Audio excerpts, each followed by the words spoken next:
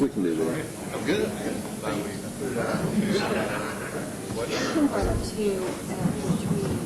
that 100,000. Remember once we hit 100,000? Yes. So we need to start looking at that.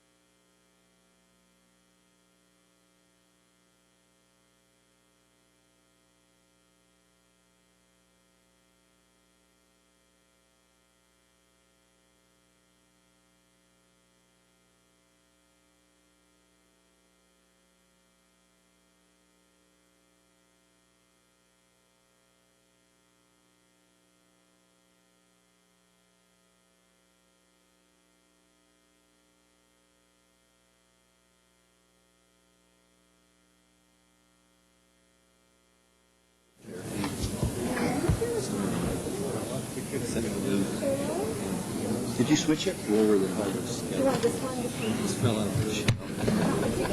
Cut this with a phone app description. Weird how. Yeah, I guess I'm over. I do that every time. What is that, one of those iPhone deals or It's whatever? Android-based. It's got all the interface features. It's all tied into that Okay, you ready? Oh, website, Facebook, and I'm not a... I've never done it. It's 7 o'clock. We do have a quorum, so I'll call the council meeting to order. First items on the agenda tonight will be our prayer given by Mayor Pro Tem Watts, and then the pledge to both the American and Texas flags, which I will lead. Unless we have a scout here. We have a scout here?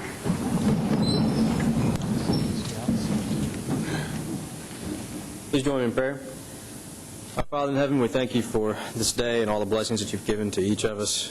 We're thankful for how we can see your hand all around us, the beautiful snow that we had recently. We're thankful for the fact that the roads were relatively safe and a few injuries that came from it, so that we all just got to enjoy it. Father, for this council and for all those who serve in public office, we ask for wisdom and humility. We ask your protection on our armed forces, defending our way of life. We ask that you be with each and every one of us and forgive us when we fail you. In Jesus' name, amen. You would join me in the pledges? I pledge allegiance to the flag of the United States of America, and to the republic for which it stands, one nation under God, indivisible, with liberty and justice for all. Honor the Texas flag. I pledge allegiance to thee, Texas, one state, under God, one and indivisible.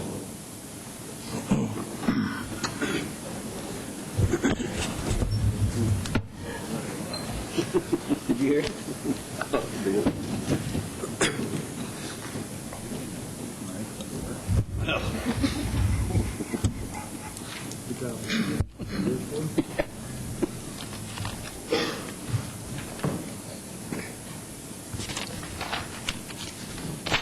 Okay, we have a few proclamations tonight that we'd like to give out.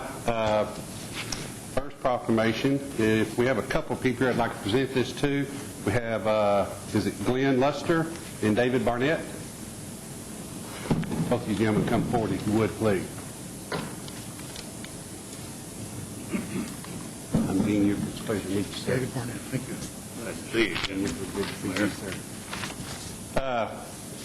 This is something that's near and dear to my heart, as do, as you can probably tell, with the Shriners. And the Shriners do a lot of wonderful work for children throughout the world, all of this country. It's what's so amazing when you get involved and learn a little bit about the Shriners.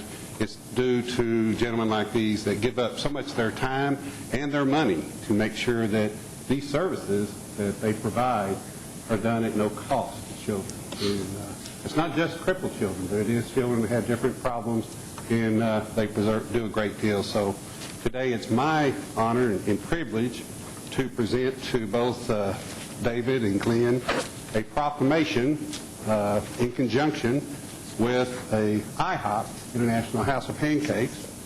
And the proclamation is, whereas Shriners Hospital for Children is a national nonprofit organization committed to giving children the opportunity to live a more normal life, and whereas Shriners Hospitals for Children gives children the opportunity to receive free treatment for orthopedic problems, severe burns, and spinal cord injuries, and provides them with a head start in the developmental part of a normal life that is essential to becoming successful and contributing adults. And whereas on February 23rd, 2010, Shriners Hospital for Children and IHOP, International House of Pancakes, will join together to encourage people to donate to Shriners Hospitals for Children's activities in our city. Now, therefore, I, Dean Euchert, Mayor of the City of Louisville, Denton County, Texas, in recognition of this important event, do hereby proclaim February 23rd, 2010 in Louisville, Texas, as IHOP's National Pancake Day. And I urge all citizens to take cognizance of this event and participate in all the events related thereto to this community. And I want to thank you, gentlemen, again very much for all you've done. And I'd like to give you all a moment and opportunity here to speak. Say a few words about Shriners and IHOP. Okay, well, you said a lot in the proclamation. We appreciate it. I'm David Barnett, president of the Peters Colony Shrine Club, and on behalf of Hellas Shrine and Peters Colony Shrine Club, we would like to thank you.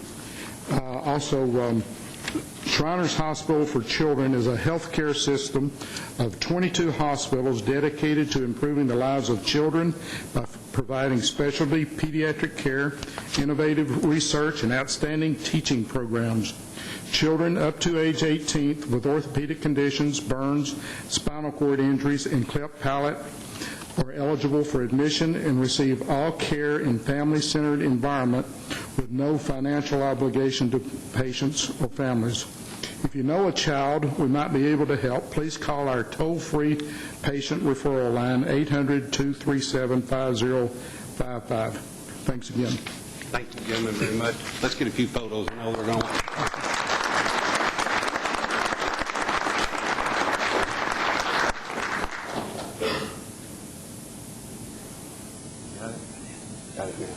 thank you again, Jim. Thank you very much. We appreciate it. You bet. You know, a lot of people think all Shriners do is wear those hats, but let me tell you what, they do a lot of wonderful things for children.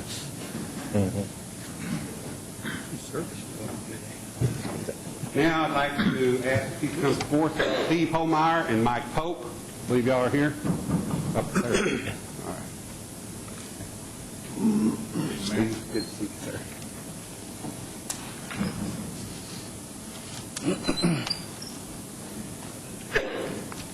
Hello, Mike. Good to see you, sir. Once again, this is another proclamation that's near and dear to my heart, is for the Rotary International Club. I've been a member of Rotary for a number of years, and very proud to be, and Rotary in turn does a lot of good, also for a lot of children around the world, but also for a lot of other underprivileged people around the world. And I won't bore you with all of it because we've got a lot of it here in the proclamation, but we have Mike Pope with us here, who is president of our Louisville Noon Rotary Club, and Steve Holmeyer, who is president of our Louisville Morning Club here in Louisville. And we have several other Rotarians that are here tonight, and we'll ask them to go ahead and stand at this time, if y'all would. I'll follow the Rotarians that are here tonight to stand. We greatly appreciate it. Thank you very much. Let's give them all a big round of applause.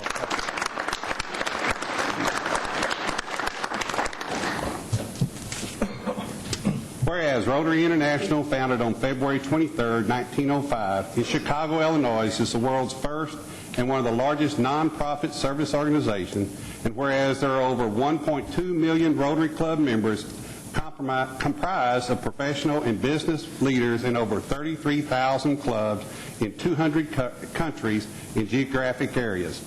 Whereas the Rotary motto, service above self, inspires members to provide humanitarian service, encourage high ethical standards, to promote goodwill and peace in the world. And whereas Rotary funds club projects and sponsors volunteers with community expertise to provide medical supplies, health care, clean water, food production, job training, and education to millions in need, particularly in developing countries. And whereas Rotary in 1985 launched Polio Plus and spearheaded efforts with the World Health Organization, U.S. Centers for Disease Control and Prevention, and UNICEF to immunize the children of the world against polio. Polio cases have dropped by 99% since 1988, and the world stands on the threshold of eradicating the disease.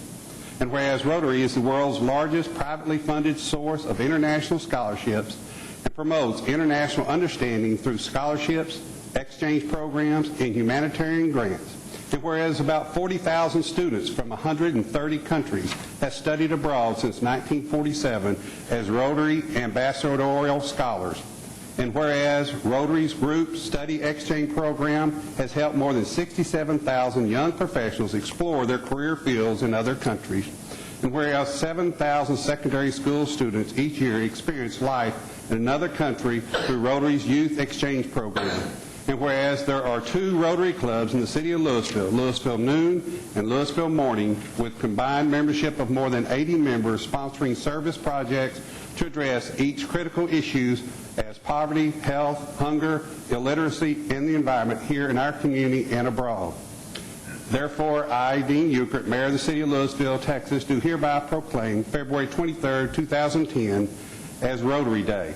And the City of Louisville encourage all citizens to join me in recognizing Rotary International for its more than 105 years of service to improving the human condition in local communities around the world.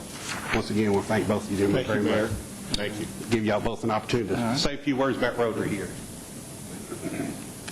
Well, Mr. Mayor, thank you so much. On behalf of the Louisville Noon Rotary Club, we thank you for the opportunity and for the proclamation. It's a privilege to be a member of Rotary International and of the club here in Louisville, and we appreciate the support that we get from the community. Likewise, Mayor, I'd like to thank you and the council both for recognizing the local Rotary clubs. The one thing that I wanted to bring forward to you this evening is the mission of Rotary. It's to enable Rotarians to advance world understanding, goodwill, and peace through the improvement of health, the support of education, and the alleviation of poverty. One of our key projects that we have endeavored has been the Polio Plus campaign that you mentioned, and that was started in 1985. In 1985, there were 350,000 cases of polio in 125 countries around the world. Today, only 4 countries have endemic cases of polio, and those are Afghanistan, Pakistan, India, and Nigeria. Since 1985, Rotary's network of the 1.2 million members has contributed money and time to the eradication effort. By the time polio is eradicated, in the near future, hopefully, it's estimated that Rotary would have contributed $1.2 billion to this campaign. So it's likewise, I'm proud to be a member of Rotary, and we thank you for your time this evening. Thank you, gentlemen, again very much. Once again, let's get some photos.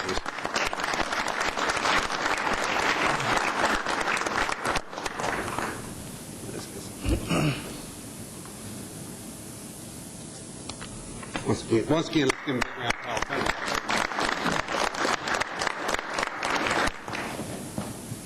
you. And our next proclamation is also very near and dear to my heart. I won't leave anybody out. But I think you'll understand why it's near and dear to my heart as well as it will be to you. We have Steve Carter. You come forward. Steve, how you doing, sir? Good. Good to see you again. Good to see you. Chief Carter here, as you can see, is one of our members of our Louisville Fire Department, and he's here tonight to accept this proclamation. Whereas each year brings the potential for violent weather to Texas, and large portions of our state, including the city of Louisville, can be devastated by flooding, tornadoes, windstorms, and other emergencies such as snow blizzards. Whereas the City of Louisville Governor's Division of Emergency Management, the National Weather Service, and Federal Emergency Management Agency, FEMA, have joined together in urging all citizens to prepare for severe weather events and to educate themselves on safety strategies.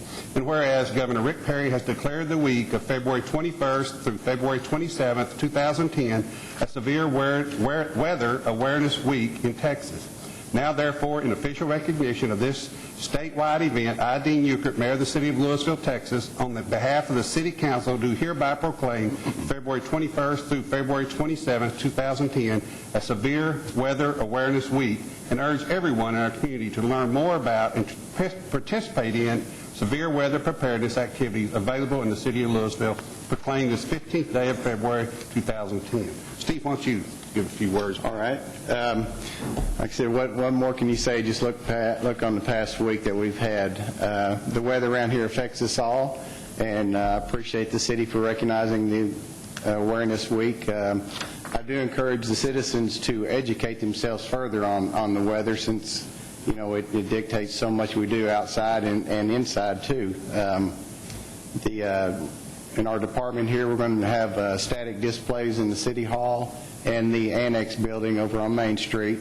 Those displays will be chock full of education materials on the weather and the impacts and how to prepare yourself. Also, the National Weather Service lends us all a helping hand on the education part too, and they put on storm spotter classes.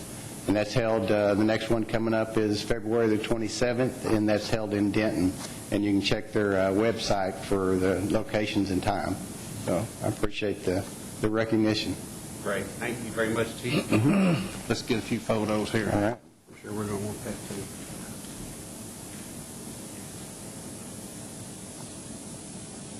Thank you, Chief. All right. Appreciate it.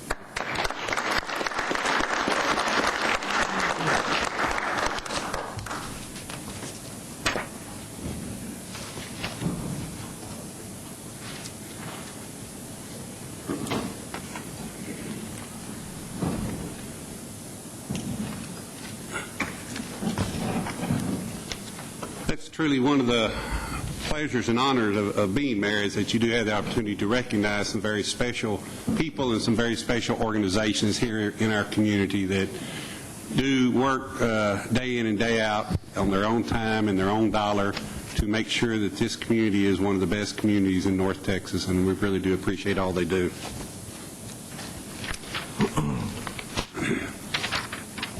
Next item on the agenda is public hearing, item number 1, consideration of deeming substandard a single-family dwelling located at 656 Hembry, McKenzie Hembry Addition, Block 2, Lot 13, Louisville, Texas. The building official has deemed the single-family dwelling located at 656 Hembry as substandard. The owner of record is L.C. Brown. The condition of the structure is due to improper maintenance and neglect. Proper notification and procedures by the city have been accomplished without acceptable response. The Louisville City Code requires that a public hearing be held in order for the City Council to determine if the structure is substandard. Recommendation of staff is that the council deem the single-family structure substandard as set forth in the caption above. I do have one card filled out here by James Brown. Says he would like to, I believe, speak on this item. Mr. Brown? There you go. If you would, sir, come down to the podium so we can hear you. And if you will, just give us your name and address for the record, please.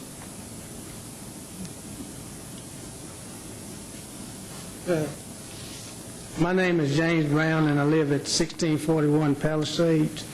This property that you're talking about? Yes, sir.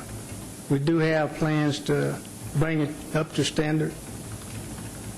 And I don't know what we're trying to determine here tonight. Maybe you can help me with that.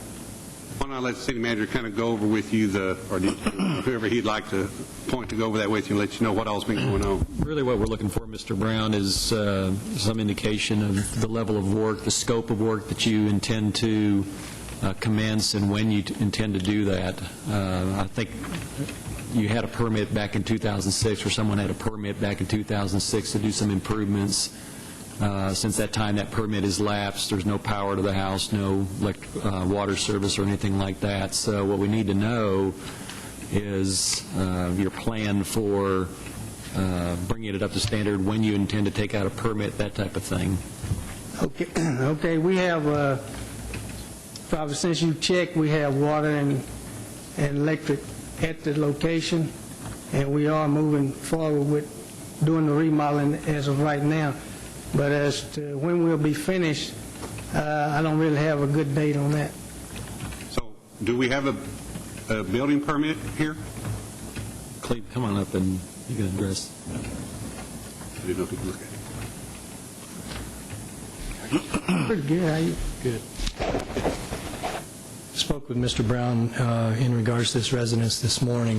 The building permit in question is that we started this process in June, and there was no power to the house, and there was no water to the home. In November, a standalone over-the-counter permit was pulled for electrical. That permit was to clean up the electrical, which was pretty extensive without the meter and no electricity to the home. That meter is typically inspected, but no inspection was called, and the power company put the meter in place. We found that out just a couple of weeks ago, that meter had been put in place without our doing the inspection, but an over-counter permit was performed. What became a concern to me was that on Thursday, I received notice Friday through our water division that the water had been off since 2007, but they came in as an application for a renter to rent the property and turn the water on in his name. That was granted. That triggers a single-family rental inspection, which actually will benefit us because it's a lot more stringent. However, that was done at the last minute, and I did not know until this morning that the water had been turned on. But there are no triggers in the city to notify anybody if there is no money owed on the property. Water could be shut off for a number of years and then turned back on. So it's still substandard, still a significant amount of work that needs to be done. There is no current permit for any other construction, just the permit for the installation of the meter, which is a start. If you think about, maybe that's where you might start when you want to do construction on the home. But what concerns me is this started in 2002. That permit expired. There was another permit in 2006. Nothing has happened until the end of the year with the electrical permit, and then now we've got the water turned on and possibly a resident in there with windows boarded up. So we're going to take a real close look at this residence tomorrow and gain access to the interior and see what's actually going on. We may have to red tag it because it may not qualify to be standard on the interior if the exterior is any indication. So I'm a little frustrated with the way the process happened up to this point, but it is still substandard, and by deeming it substandard, it gives us the tools to expedite this and keep it out of perpetuity where it is now. If you could kind of maybe go over just quickly, briefly, go over the legal process. This is not, we're not looking to demolish this house at this point. We're just looking to follow the steps which would deem it to be substandard. Is that correct? That's correct, Mayor. As I expressed to Mr. Brown, our concern is to bring the structure up to standard. Now, obviously, if it can't be brought up to standard, then there are other avenues. But we always, after deeming it as being substandard, he has 30 days to respond to us on what his intentions are, and then from that point, we start working on a plan on getting these things achieved. If you recall, there's a couple of other residents that had similar issues, and we were able to find them assistance in getting their homes brought up to standard. And in some cases, we've had whatever the issues were abated by either taking it down or taking a portion of it down. There are some concerns structurally with this building. It is not takings. It is not a condemnation. It's just getting them into a stricter, tighter process to get this completed and not go on for another 8 years.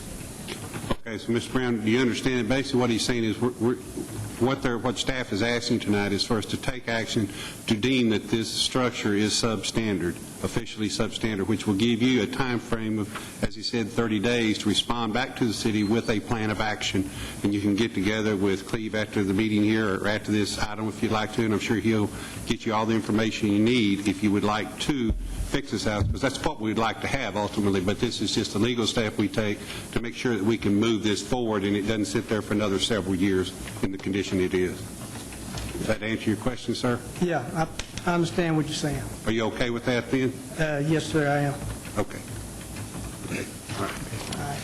Move it to later, I guess. Okay, that's the only card I had. Anyone else, council? Move to close public hearing. Second. Have a motion closed by public hearing by Councilman Durham, second by Councilman Carina. All in favor? Aye. Opposed? Motion carried. Councilman Carina?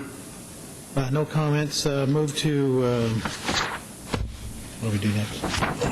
We closed it. Declare it substandard to deem this. I'd like to give him the 30 days. I'd like to. You have the 30 days once you do this. Once you declare it substandard. Yeah, let's declare it substandard and give him the 30 days then. I was going to, didn't know if we really wanted to table it so that he gets something done until next meeting, but if that's what you want to do, yeah, that's what we need to do then. I move to declare it substandard. Thank you. Second. We have a motion to declare the structure substandard by Councilman Grena, a second by Councilman Durham. Any discussion? All in favor? Aye. Opposed? Motion carries.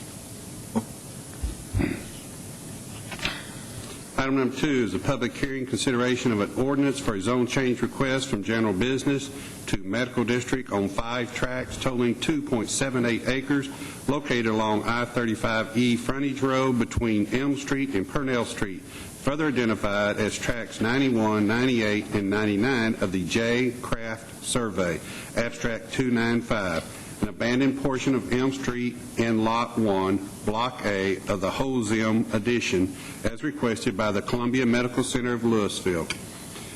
The property is currently zoned general business and contains a portion of Elm Street which has been abandoned and 4 other commercial properties but have some vacated buildings on them. The hospital has bought the properties and plans to combine them with the remainder of their property as part of their overall campus. The zone change request complies with the Old Town Master Plan. Planning and Zoning Commission voted 7-0 in favor of the zone change request at their February 2nd, 2010 meeting. Recommendation of staff is that the City Council approve the proposed ordinance amending the Louisville City Code, Chapter 17, the comprehensive zoning ordinance as set forth in the caption above. We do have, I've got several cards here. They're all here to speak. They're all in support, and they're here to answer any questions, I believe. If any of you would like to speak, let me know, but I believe you're just here to answer questions.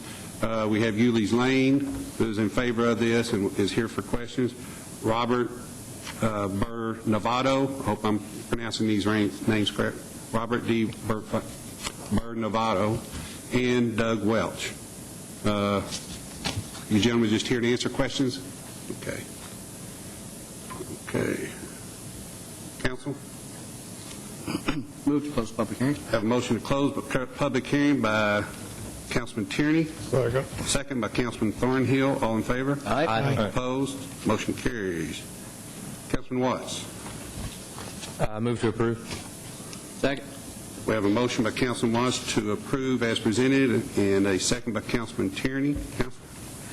Okay, this is an ordinance of the City Council of the City of Louisville, Texas that amends the zoning ordinance of the city, granting zoning changes on the 2.78-acre tract of land fully and completely described in the attached Exhibit A, ordering a change in the use of said property from general business district zoning to medical district zoning, correcting the official zoning map, preserving all other portions of the zoning ordinance, providing a clause relating to severability, determining that the public interests and general welfare demand a zoning change and amendment therein made, providing a penalty, and declaring an emergency. All in favor? Aye. Opposed? Motion carries. Thank you, gentlemen. Next item is our visitor citizen forum. At this time, any person with business before the council not scheduled on the agenda may speak to the council. No formal action can be taken on these items at this meeting. I do not have any cards filled out for anyone wishing to speak. Move to approve the consent agenda. Did we, Councilman Thornhill, did you want to pull something? No. Everybody. Next item is the consent agenda.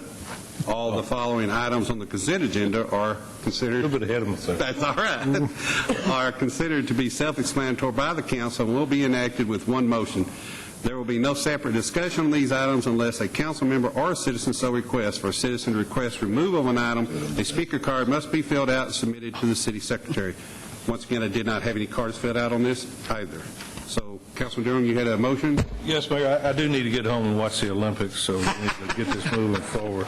Move to approve the consent agenda. Second. You're just helping cover up my mistakes. We have a motion by Councilman Durham to approve, a second by Councilman Tierney. All in favor? Aye. Opposed? Motion carries. Item number 8 is regular hearing, consideration of variance to Louisville City Code, Chapter 11, signs to allow both a monument sign and a wall sign on the primary building facade as requested by Dr. Zahaluk of Main Street Medical. The applicant is proposing to add a wall sign to the primary building facade at 571 West Main Street for a physician's office.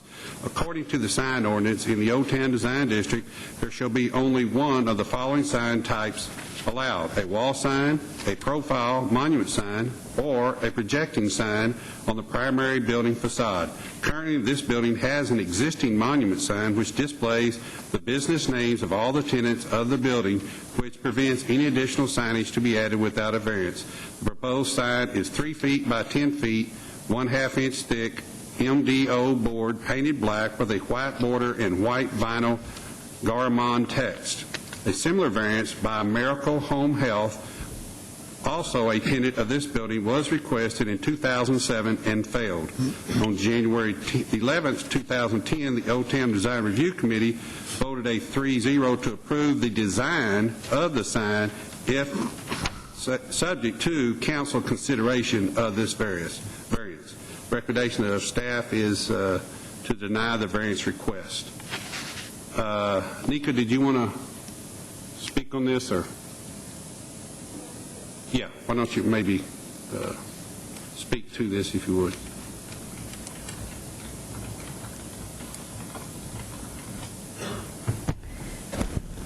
Mayor and Council, as was stated in the staff comments, this particular project is in the Old Town Design District. The Old Town Design District has a different requirement for signage than the rest of the city.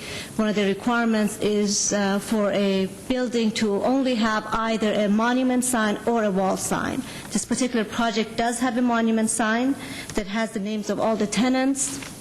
This building does have about 8 tenants in the building, so the concern on this variance request is if one tenant is allowed to have both their name on a wall sign and a monument sign, we're going to have proliferation of signage on the building. So primarily the reason staff is recommending denial is the precedent-setting issue associated with this variance request, that not only this building but similar buildings in the Old Town Design District would want to have signage not only on the monument but on the building, so asking for a lot of variances coming forward.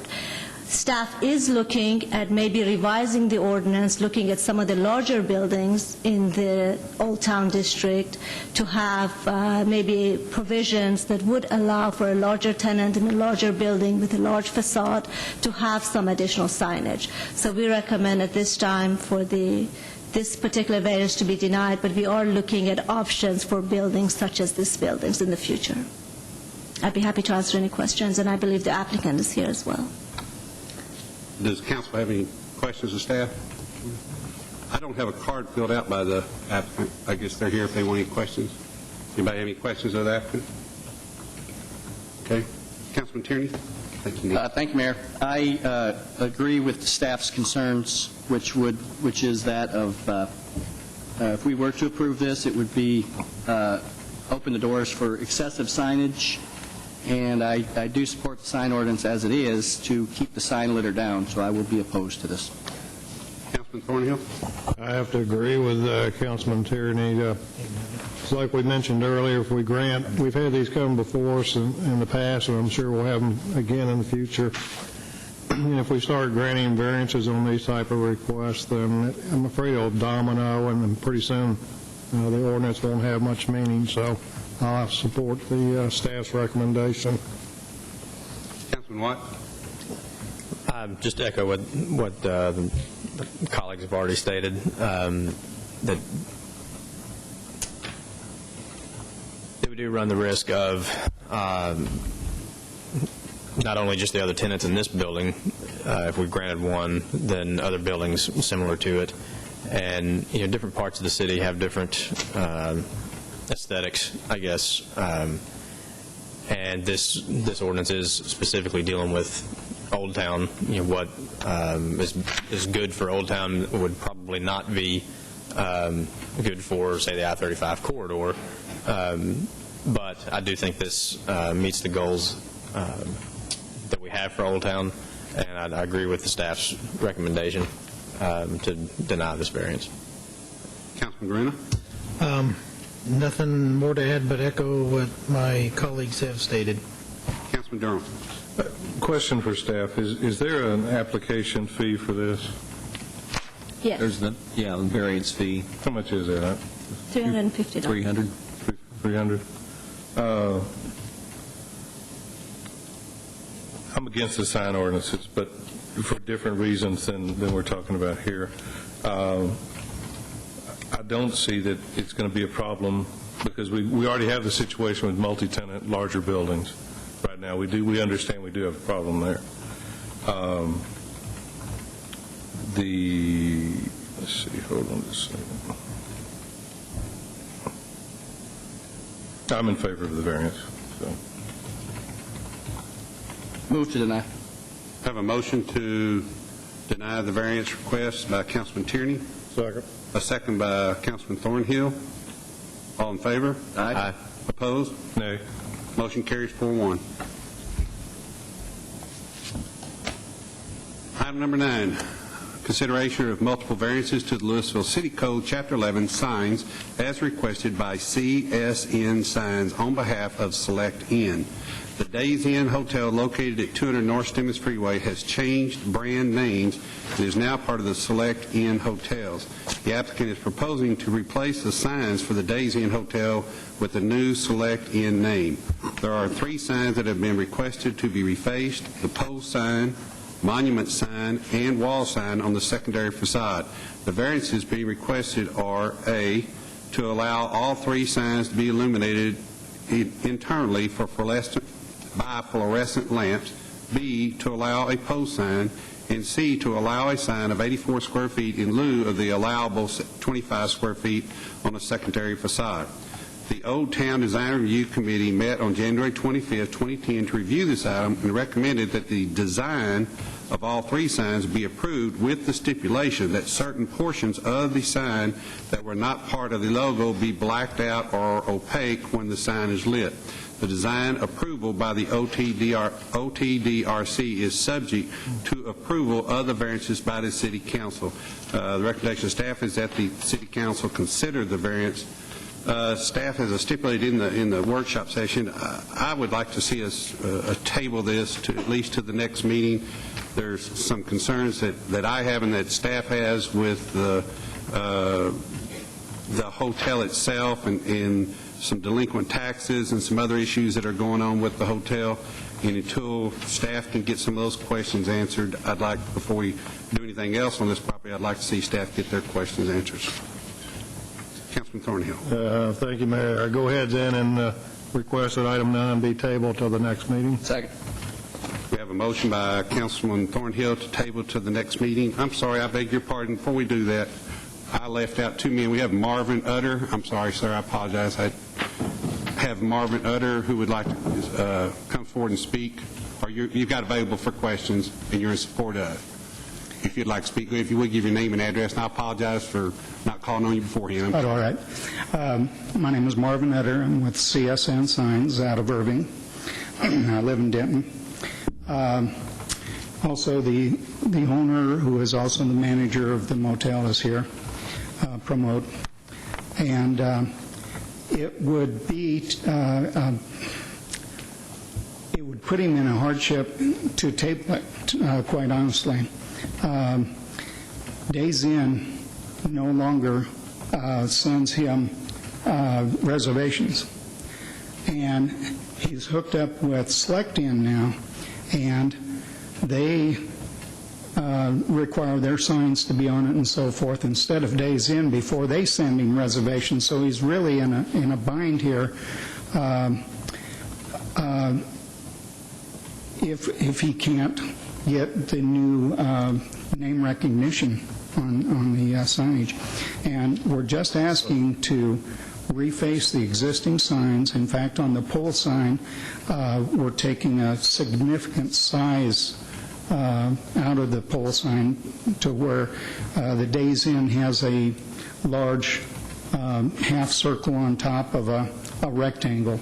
And we plan to take that half circle away and just go with the rectangle. And of course, we plan to do it according to the Old Town Committee in the fact that they wanted any parts of the sign that was not part of the logo, they wanted that to be opaque. And we agreed, we would do that. In fact, we're going to have to go back, if it's allowed by y'all, we're going to have to go back to Select Inn and get them to approve it again with that opaqued out. Originally, we were going to have it white around the logo. I feel like that they would go along with this since it is something that the Old Town Committee and y'all request to have that opaqued out. But as far as the taxes go, and Pramod might want to talk about that, but he's currently has a loan that's being approved by the bank to help him out with his working capital and so forth. As you can imagine, with the economy the way it's been, that has not helped him. And also, along with that, the fact that he's switching over from Days Inn to Select Inn, he's kind of caught between a rock and a hard spot, And quite frankly, tabling it to next month would severely affect him financially. And if you'd like to hear from Pramod himself about that, why? I will here in just a moment, but something I got to get clarified with the staff. You say you're not really asking for any variances, but here I've got 3 variances that you are asking for, is to allow all 3 signs to be illuminated internally, which they're not now, And they are now. They are now. the variances be all illuminated internally by fluorescent lamps, Yeah. and that they allow a pole sign, and then to increase the square footage to 84 foot from the allowable 25 square feet. Is that correct? The refacing drives the variance request. So basically, because they're refacing, then they would have to technically comply with the Old Town Design District guidelines, and that district guideline does not allow pole signs, back illumination, or the size that he's looking for here. Yeah, so- Okay. So it is three variances that you're Yeah, seeking. yeah, and all three signs are existing now. We're going down in size on the pole sign. They all are illuminated now. And quite frankly, without this signage along 35, a motel such as Days Inn, Select Inn, would be at a severe disadvantage of not being able to be found. The pole sign, as you're heading south on 35E, the pole sign is the only thing you can see to find him. And as you're heading north on 35E, especially during the summertime, it's practically impossible to see the pole sign, but you can see the wall sign, the 6x14 wall sign, up on the south end of the building. And then there's a small monument sign there, which is just to direct people off of the service road into their entrance there. And if you miss that service road, you got to drive quite a ways, or miss that entrance, you got to drive quite a ways to get back to it. A lot of people looking for a motel, a lot of times they'll just go on to the next city, you know. And not only does he lose income, but the city loses income. Or a motel right up the block. In the same city. Well, if you're heading north, I think the next one, isn't the next one across the lake? Yeah. On that side of the street, not heading north. There's several from there on the other side of the street. And the other, yeah. Okay. But anyway, so I do have a question. There's one on this side of the street, too. Yeah. Go ahead. I'm going to let the owner speak, too, if you want. Okay, yeah, my only question was, we had discussed it in workshop, it came up about a renovation. Has that motel been under renovation, or being renovated in the process of? he has renovated most of the rooms, yes. We have renovated about 89 rooms. Just hold on just a second. Are you Paramod Yahazawal? Yes, sir. Okay, if you would give your name and address for the record, please, sir. I'm Pramod Jaiswal. I'm at 200 North Stevens Freeway, Louisville, Texas. Thank you. Okay, go ahead. We have renovated about 89 rooms out of 116 rooms of the property, and nearly about $350,000 has been invested. As far as the tax is concerned, I'm delinquent on the December occupancy tax, which is amount to $1,300. I'm currently working with my bank that holds the mortgage. They are restructuring the loan for me, But by the end of the month, it will be paid in full, If that helps any, not to table to the next month. My only frustration with that is that, just my personal frustration with that is you're wanting to spend money on signs before you pay your taxes. To me, you pay your taxes and then spend your money on the signs. I've been doing business with the city of Louisville with the property for 5 years, and my record will reflect. These are the only 2 months. It's a very struggling month. Otherwise, no businessman would like to be delinquent on taxes. Please believe me. And I understand that. I understand that. That's all I had is questions. Staff, council, have any more questions you'd like to ask? Did you want to say anything else, sir, on this? I would just like to plead one more time, please don't table this till next month. It will put me in tremendous hardship. The reason being is I'm no longer Days Inn, and people who will come to stay at the Select Inn, they can't find the name Select Inn there, so it creates a lot of confusion, you know. Staff, if we don't grant these variances, can he still put up signs? No.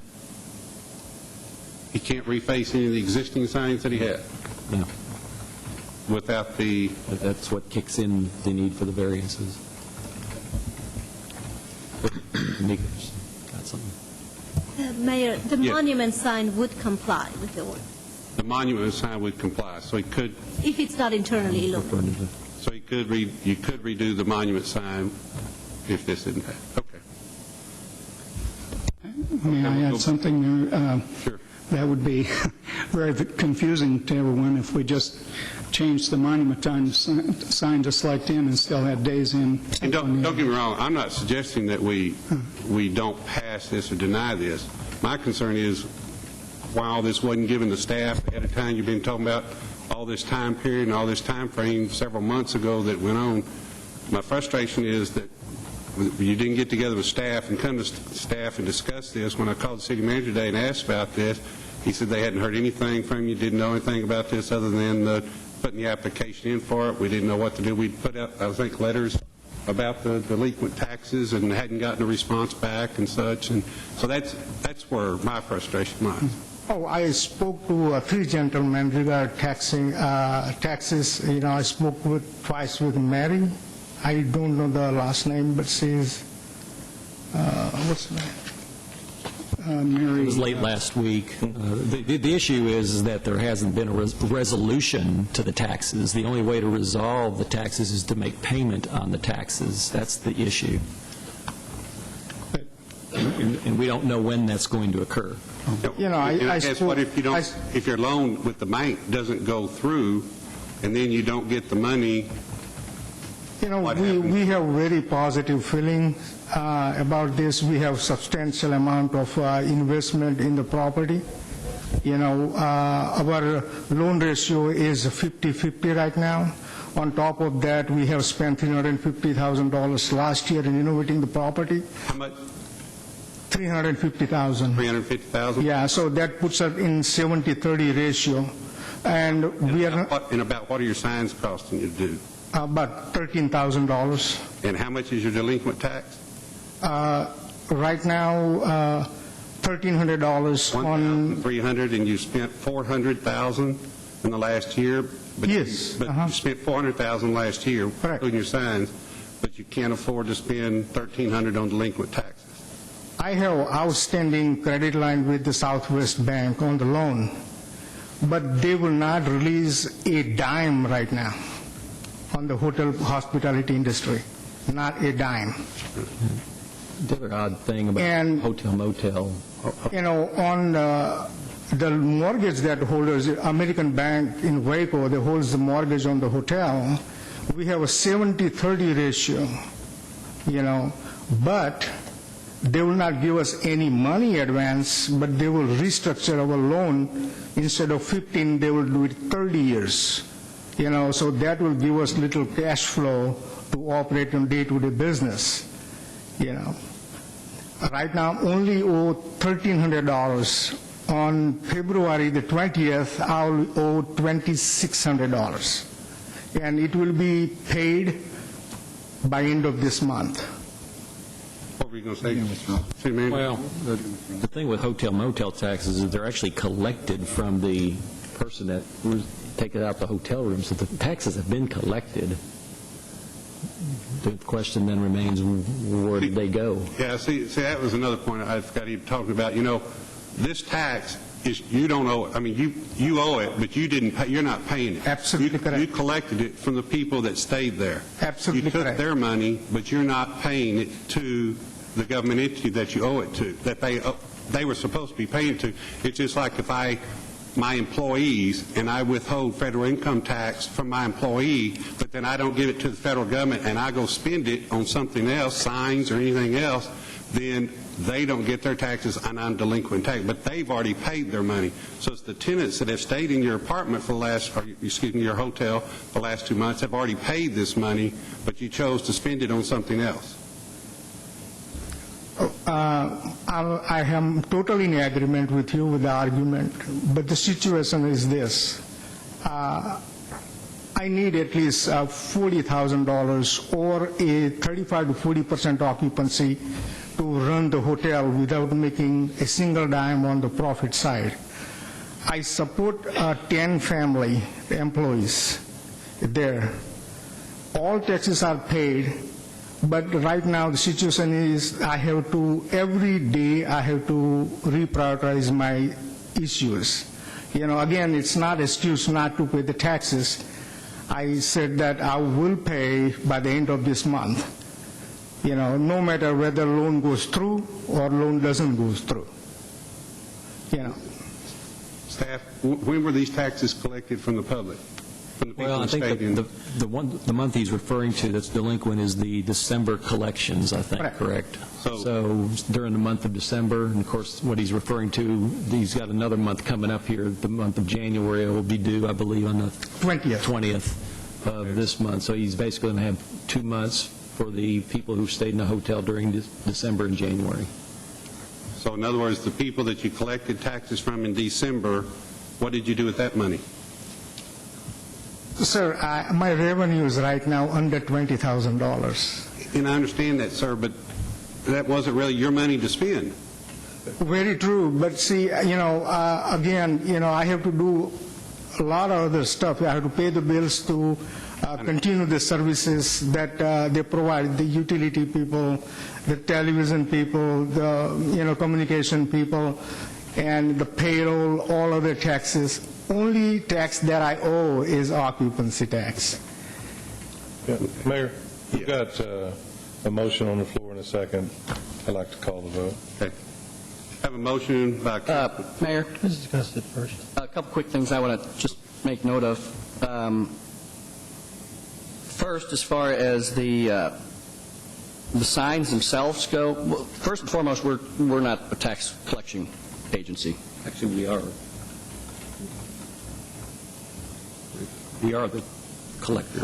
For the hotel, motel taxes. Yeah. Come directly. What, when they're not paid, usually what's the actual method of collecting them?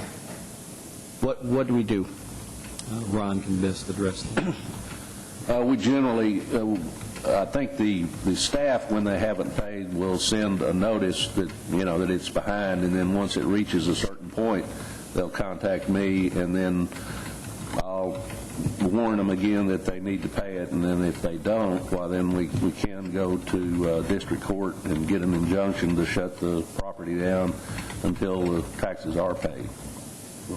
We do have remedies. It's just something we'd rather not do. And then ultimately, if they're not paid, we would get a lien on the property? If you would shut them down, they don't reopen property terms, we would have a...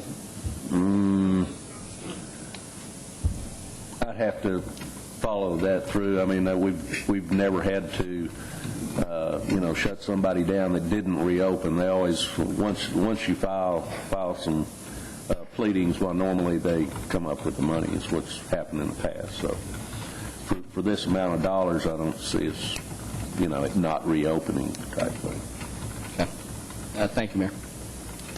Okay, we had a motion on the floor by Councilman Thornhill to table to the next meeting. We had a second by Councilman Tierney. Any other discussion? Yeah, I would like to say something. In light of this, I hate for us to interfere with what you're doing. You're changing. If we do hurt you this way, you can't make the money to pay your taxes. So, but you've given us your word you're going to try to pay it by the end of this year. A month, right? Sorry? You've given your word you're going to try to pay it by the end of this month. Absolutely, sir. Probably by 20th, next due. Sir, but I also would like to reiterate what the mayor's telling you, is that when you collect that money, it's not really yours to spend. You kind of like to have to hold it off to the side because it belongs to the city that you're collecting it. I understand his point of view also.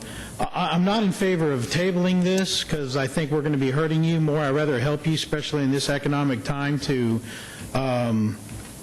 you get the signs, you can start getting the people in, like the gentleman there had mentioned, that if you have the signs, you'll be able to get the reservations and the clientele to come in there. And I understand that, and I just hope that you get caught up with the city, but I am going to be against tabling this, and I am going to be for the variance. So. Have a motion and a second. All in favor? Aye. All against? Aye. Opposed? Okay, so we have 4-1. The motion died. I'd like to make a motion to approve the variance.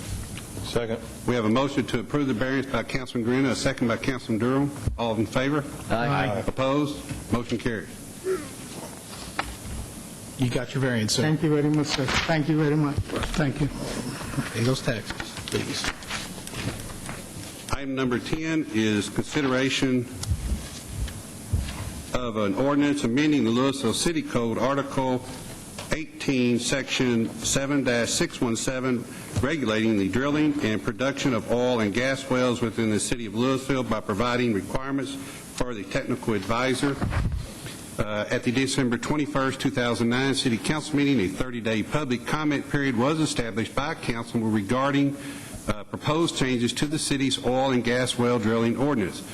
This current period ended on January 22nd, 2010. The proposed changes arising from a request of Councilman Thornhill requires that a technical advisor for oil and gas well possesses at a minimum a degree in petroleum engineering and have a background in this field, or possesses a background in oil and gas wells to adequately advise the city. Additionally, staff recommends deleting the requirement for council approval of the technical advisor in order to expedite the process of employing a technical advisor. Recommendation of staff is that the council approve the ordinance amending the city code as set forth in the caption above. Councilman Watts? I have a question about the requirement. If, I guess for staff, are we ruling out by requiring this, or are we ruling out possibly somebody who has worked in the field for a very long time, who may not have the degree hanging on the wall, but who has the expertise from experience to be able to assist in this? I'm not sure you're ruling him out, but I think you'd have to have someone that did qualify under the ordinance that was basically the one that was on the dotted line. Right. So if we add the requirement of the degree, and somebody's worked in the field for 30 years but doesn't have a degree, then right. They're out. Then they're out. And also wouldn't. Well, I'm not going to make an assumption about what it would, if we might be able to get that person cheaper without the degree, but who had the same expertise. But I think that's a possibility. And I know that the fee for this is charged to the people applying for the permit, but I'm not really in favor of limiting the field just based on what degree is hanging on the wall. What do you recommend? Yeah, I've no problem with adding some requirements to make sure that we have somebody who has some expertise, maybe some alternate language of a degree or comparable experience in the field, something like that. And I'm assuming that there is no certification of such a thing. That I can't answer for you. I don't know if staff is aware of any kind of special certifications.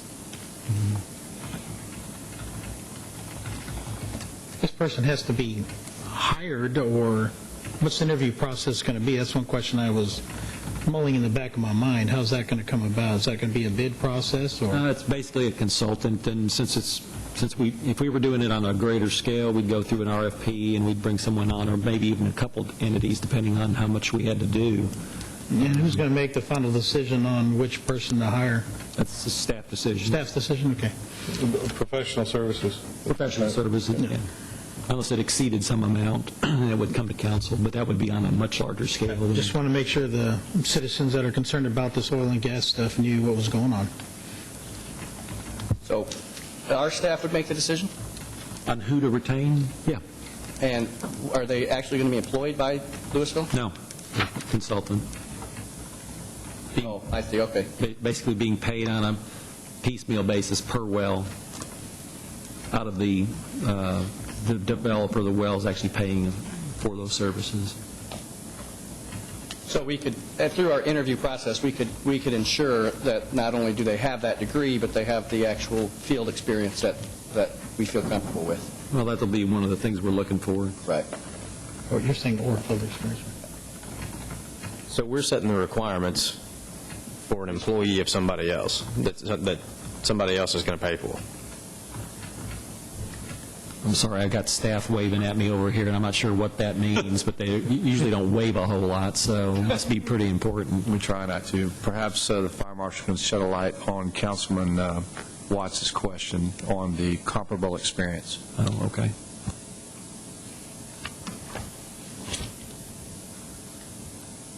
In the proposed changes that we've put forth, it's kind of an either-or or a two-track. We're asking for either a degree in the petroleum engineering with experience, or, and this is what the language says, or demonstrate a proven background in the drilling, production, and operation of an oil well. So if we had that person that didn't have a degree, they would still be eligible, I guess, to become our technical advisor. So just like you asked, that's in the language of the ordinance change. Okay. I guess Where specifically is that? It'd be the second sentence of the section. Such technical advisors shall possess at a minimum. I don't know if this will come up. Oh, there it is. There's the or. Okay. Maybe we could have worded that to make it a little clearer, but that's definitely the intent of the phrase at minimum. When you say at minimum leading up to a degree in petroleum engineering, it leads me to believe that that's what the requirement is. But there is the word or in that clause.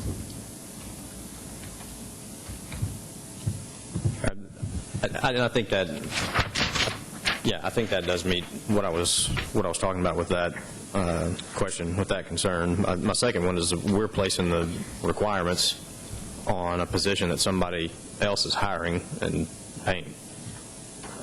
Well, they're actually working for us. They're just being paid out of a fee that's collected from the developer. We're cutting a check to them from money that is cut to us.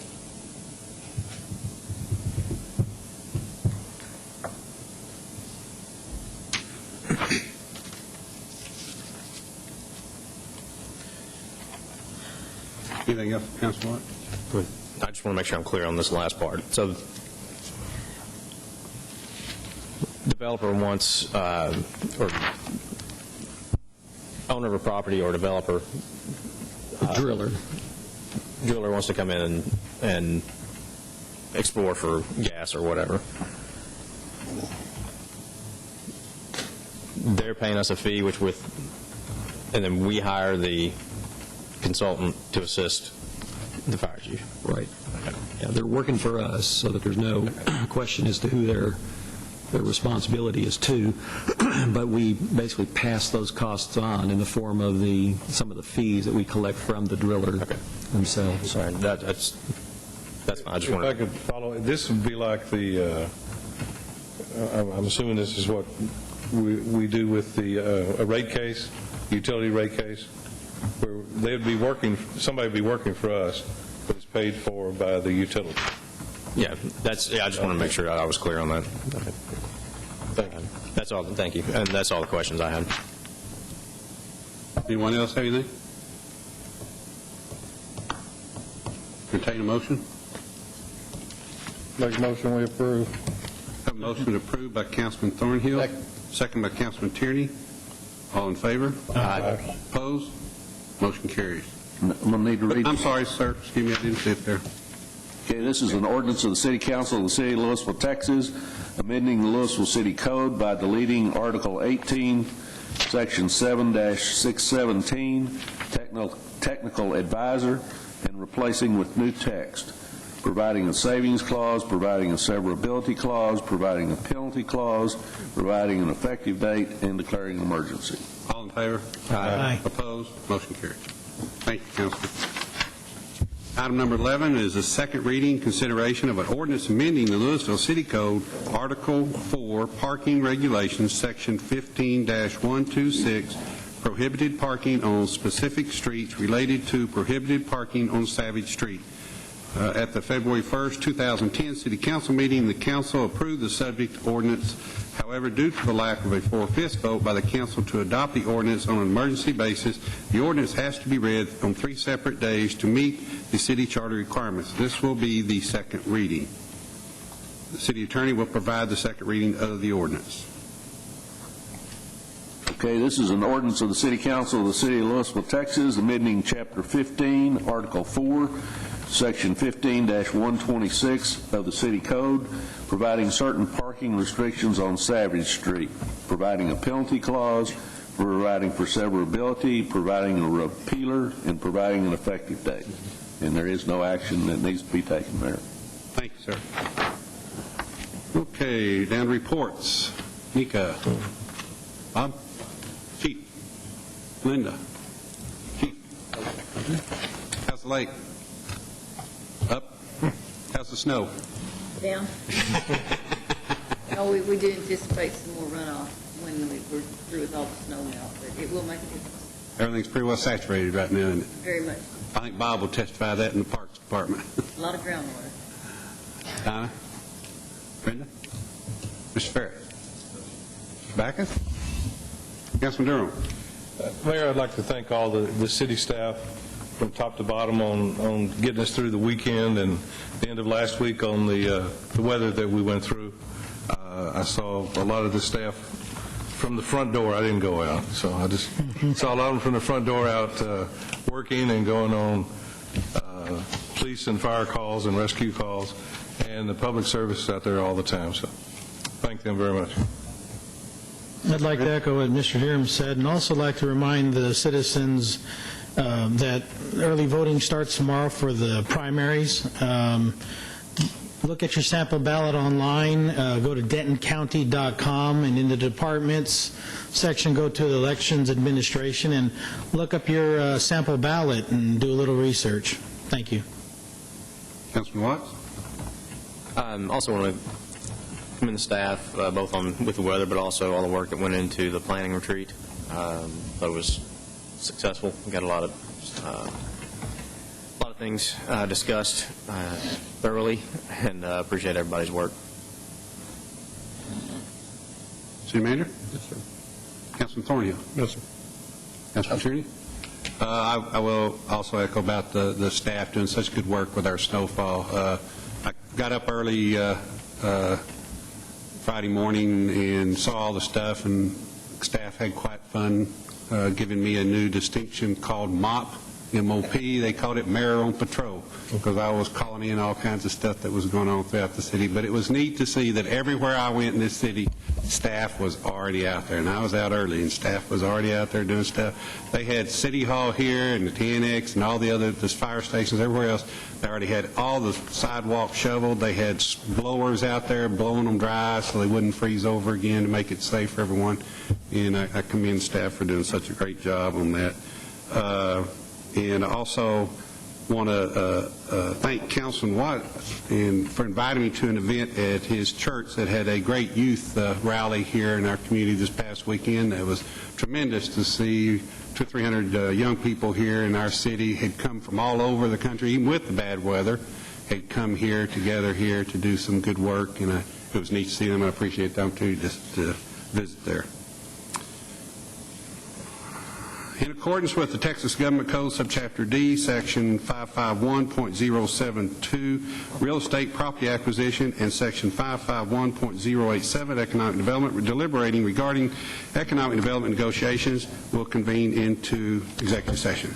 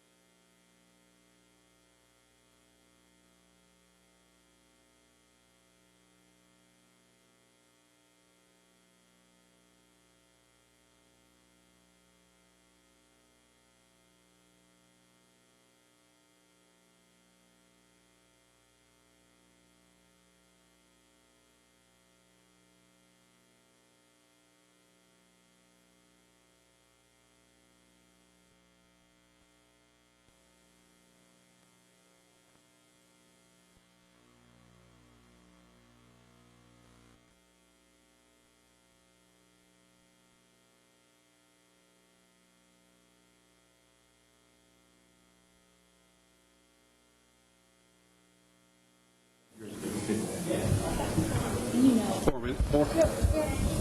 That's 4. Minute? Oh, it's 4 minutes. 4? You're fine. You've got 4. 3 of them, 1 meeting? Yeah, you're fine. Go ahead and call the council meeting back into session. Is there any action to be taken, council? No. Move to adjourn. Have a motion to adjourn by Councilman Watts. Second. Second by Councilman Tierney. All in favor? Aye. Opposed? Motion carried.